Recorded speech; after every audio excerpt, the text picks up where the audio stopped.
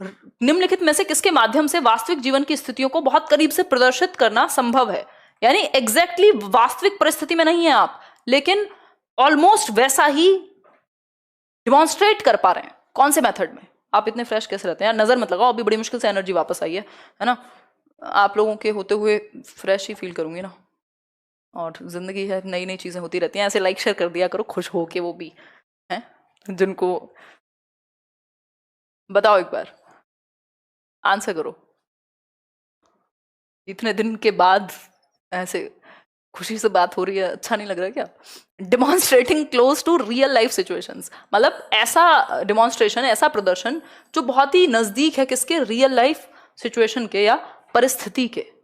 ठीक है, तो पहला है प्रोग्राम्ड लर्निंग। प्रोग्राम्ड लर्निंग में तो वो एक तरह से सॉफ्टवेयर में सीखता है बच्चा कि एक के बाद और डिफिकल्टी आएगी और डिफिकल्टी आएगी। तो जब सेल्फ लर्निंग की बात होती है, जब वो खुद से करके सीख रहा होगा, लेकिन वो एक प्रोग्राम के थ्रू सीख रहा है, रियल लाइफ सिचुएशन के थ्रू नहीं। सेल्फ लर्निंग की बात आती है तब हम इसके साथ चले जाते हैं। एक्सपेरिमेंट्स तो रियल लाइफ ही है भाई, इनमें रियल लाइफ क्लोज कुछ नहीं है, ये तो रियल लाइफ है एक तरह से। जब आप एक्सपेरिमेंट कर रहे हो तो वो तो रियल है ना, डिमॉन्स्ट्रेशन थोड़ी है, प्रदर्शन थोड़ी है। इंटरैक्टिव लर्निंग प्रोग्राम, इसमें भी आप इन्वॉल्व हो। सिमुलेटेड लर्निंग एक ऐसी चीज है जो अपने आप में रियल नहीं है, लेकिन रियल का एक्सपीरियंस दे रही है आपको। जैसे दो लोगों को आपने खड़ा कर दिया, एक को सब्जी वाला बना दिया, कुछ और बना दिया, मतलब वो रोल प्ले जैसा आपने इन्वॉल्व कर दिया। या फिर एक बहुत अच्छा एग्जांपल, जैसे जो डॉक्टर्स को जब मतलब पढ़ाया जाता होगा तो वो एक जो सांस दिलाने वाली एक टेक्निक होती है, उसको जो भी कहते हैं, उसका सिमुलेशन किया जाता है। असली इंसान को तो नहीं लाके रखा जाता कि अगर सांस नहीं चल रहा हो किसी का तो क्या करें। तो ये सिमुलेशन है कि आपने एक नकली एनवायरमेंट वैसा ही, ऑलमोस्ट रियल के जैसा ही बना दिया। ठीक, तो उसको सिमुलेशन कहेंगे। जैसे ये जो टेक्निक है कि भाई ऐसे करके और ऐसे सांस दिलाने की कोशिश करनी, दिस इज सिमुलेशन। ये रियल नहीं है बट बिल्कुल रियल के जैसा है, close to reality, almost copied है वैसा ही। ठीक है, भावेश कह रहे हैं आप मन का विज्ञान मन से पढ़ाती हैं। हाँ, बहुत ज्यादा खुशी होती है मुझे आप लोगों के साथ जुड़ के। नेक्स्ट देखिए, चाहे लेट हो, लतीफ हो, कभी भी हो, बट आप लोग के साथ मजा आ जाता है। क्वेश्चन नंबर 15 देखिए, और ये सब्जेक्ट अपने आप में इंटरेस्टिंग है। The various aspects such as language यानी भाषा, टेक्नोलॉजी यानी प्रौद्योगिकी, इकोनॉमिक सिस्टम यानी आर्थिक जो भी आपके सिस्टम्स हैं, और education and various aspects of human civilisation etcetera are collectively called as. मतलब इतनी सारी चीजें जो हमने इसमें जानी। अरे बहुत बढ़िया Angini, nice name. The various aspects such as language, technology, economic system, education and various aspects of human civilisation etcetera are collectively called age. इन सबको मिला के क्या कहोगे?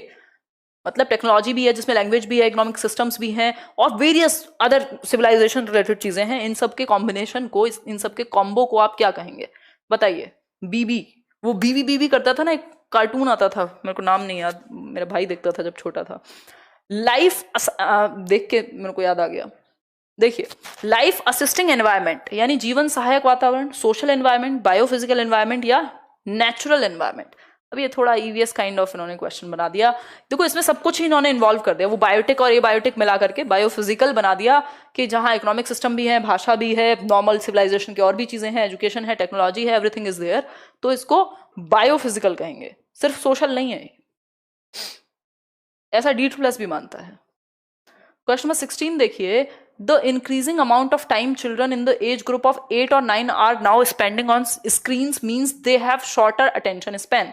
बहुत ही प्यारा सा और रियल लाइफ से रिलेटेड क्वेश्चन है कि आज की डेट में आप जानते हैं जो 8-9 साल के बच्चे हैं वो ज्यादातर टाइम अपना स्क्रीन पे बिताते हैं, चाहे वो वीडियो गेम हो, चाहे वो मोबाइल फोन हो, चाहे वो, अब लोग, पहले बच्चे दूध के लिए रोते थे, अभी फोन के लिए रोते हैं। ये मैंने ताजा डायलॉग बनाया है अभी, है ना? कि तो अगर हम बात करें तो 8 से 9 वर्ष की उम्र के जो बच्चे हैं, आप भी देखते होंगे, उनका स्क्रीन टाइम और बढ़ गया है, और कोरोना के चक्कर में तो और ज्यादा बढ़ गया है कि उनको फोन पे क्लासेस भी चल रही हैं और सारी चीजें।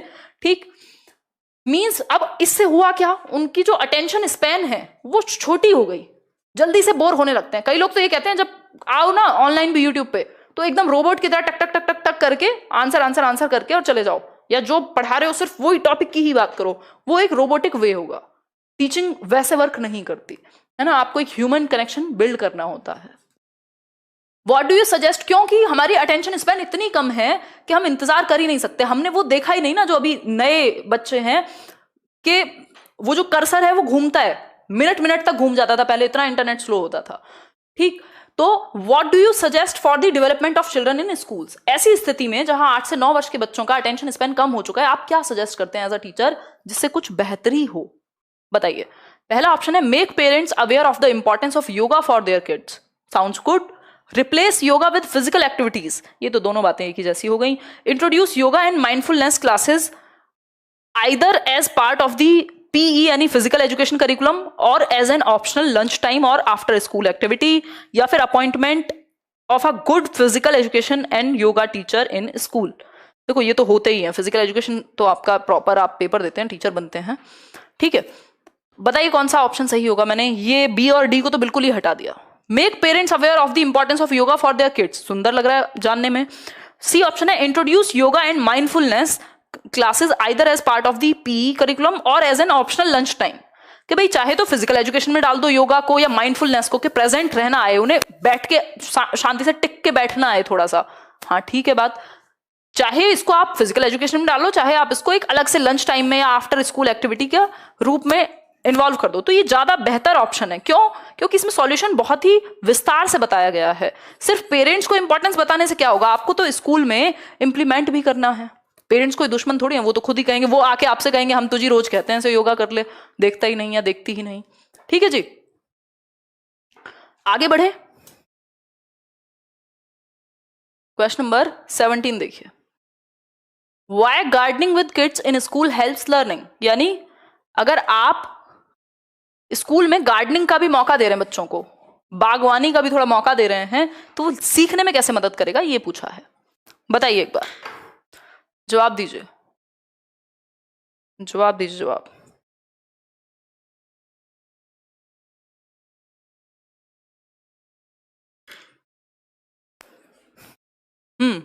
Students can grow fresh fruits and vegetables in schools. हाँ, स्कूल ही तो सब्जी मंडी बनेगा। It addresses multiple learning styles.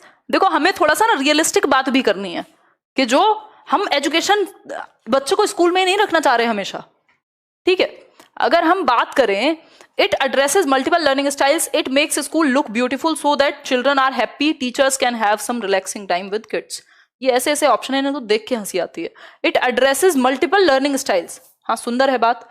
Students can grow, देखो बच्चों को यहाँ पे कुछ ग्रो करना है तो वो घर पे भी आप कह सकते थे उनको, है ना, जरूरी नहीं है। बात ये आपको ये देखना है बच्चे को ये एक्टिविटी करा के इनडायरेक्टली फायदा क्या है। फायदा ये है कि उसके सेंसेस जो हैं वो इन्वॉल्व होंगे। Multiple learning styles, multiple learning styles हो सकता है एक बच्चे को सिर्फ गार्डनिंग के बारे में पढ़ के ही अच्छा लग जाता हो, एक बच्चा जिसको जब आप मौका देते हैं कुछ करने का तो वो बहुत अच्छे से सीखता है। तो जो बेसिकली 3 प्रकार होते हैं लर्निंग स्टाइल के, एक है ऑडिटरी यानी सुन करके सीखने वाले लोग, दूसरा होता है आपका विजुअल लर्नर्स जो 60% से भी ज्यादा हैं, मतलब जिनको वीडियो में दिखा दो या टीवी में दिखा दो, बोर्ड पे दिखा दो, कोई एक टीचिंग लर्निंग मटेरियल दिखा दो, वो जल्दी से सीख जाते हैं।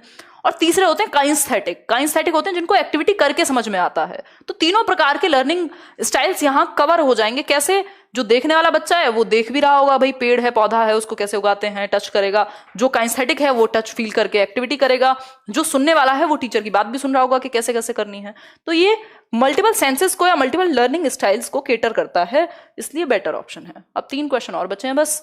आपका बहुत बहुत धन्यवाद, इतनी रात को आपने आज समय निकाला, लेट हो गए हम थोड़ा। 9:15 पे कोशिश करेंगे। Developing national parks and wild life sanctuaries in relatively undisturbed areas is an outcome of which of these values.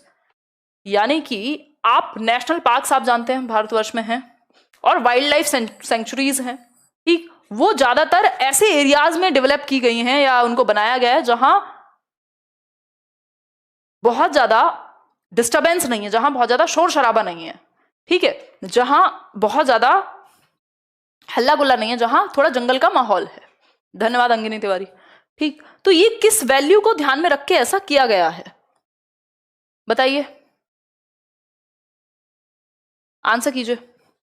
किस वैल्यू को ध्यान में रख करके ऐसा किया गया है? सोशल वैल्यूज, एस्थेटिक या सिविक या फिर कल्चरल वैल्यूज? भाई है तो समाज के लिए ही, उसमें समाज में प्रॉब्लम क्या है? मेन मुद्दा है एस्थेटिक वैल्यूज का, कि जो जंगल है वो स्पेसिफिकली ऐसी, वो हमें, हमारे अंदर एक एस्थेटिक सेंस भी तो है ना, हमें चीजें देख के अच्छा लगता है। जब आप पूरा नेचर ही नेचर देखते हैं, आसपास ग्रीनरी देखते हैं तो आपको अच्छा लगता है। वो अच्छा लगना क्या है? हमारा एस्थेटिक वैल्यू है। कि हमें सुंदर चीजें अच्छी लगती हैं या एक डिफरेंट जो नेचुरल चीजें हैं वो हमें अच्छी लगती हैं। तो हमारी उन वैल्यूज को ध्यान में रख करके ऐसी चीजों को ऐसे एरिया में बनाया गया है जो अनडिस्टर्ब्ड है।